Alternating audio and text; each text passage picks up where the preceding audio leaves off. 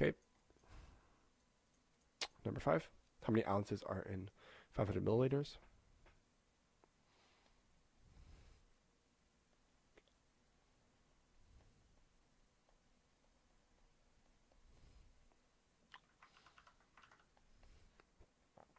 So what I want to do is I want to be able to convert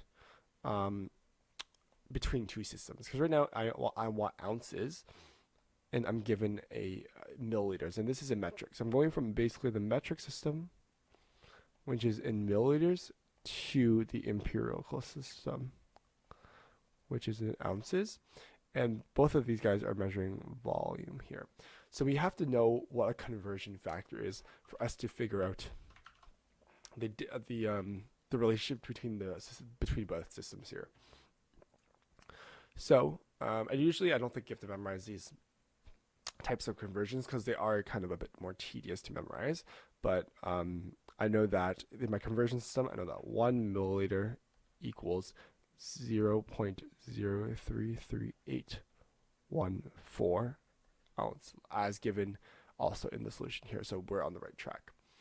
And what we want to do is we want to convert 500 milliliters, right? So what we want to do is we want to, again, use this concept of unit analysis. So if I'm beginning with 500 milliliters, so I have 500 mLs on this side, I'm going to multiply by our conversion factor, right? And I know that there's 0.033814 ounces per milliliter. So I can say 0.033814 ounces in 1 milliliter. So I know that the milliliters here cancel out. So I can say that it's simply just 500 times this conversion factor here of 0.033814 to get us our answer, which is going to be